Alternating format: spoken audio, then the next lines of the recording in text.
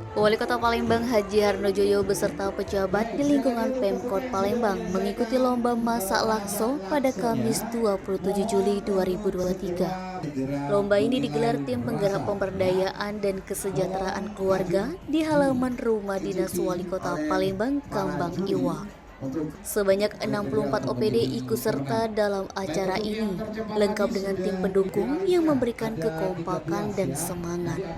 Harnojoyo memasak bersama anaknya terlihat tenang dan santai ketika meramu bumbu lakso.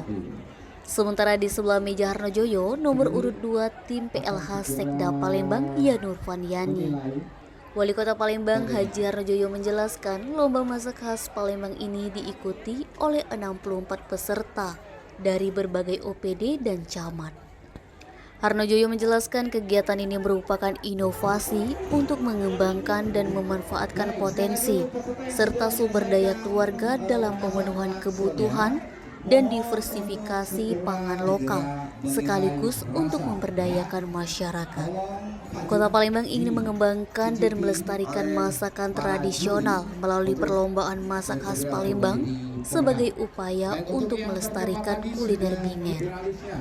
Oleh karena itu, PKK Kota Palembang akan terus mendorong pelestarian dan pengembangan makanan khasnya seperti pempek, tekwan, laksan, burgo, ragit, celimpungan, kue lumpang, model, gulopuan, lakso, dan lain sebagainya. Sementara Ketua Penyelenggara Lomba Masak Lakso Kota Palembang Rita Agustia menyebutkan alasan TPPKK Kota Palembang memilih lakso karena lebih teliti memasaknya dibandingkan makanan Bingen seperti tahun kemarin, yakni ragit.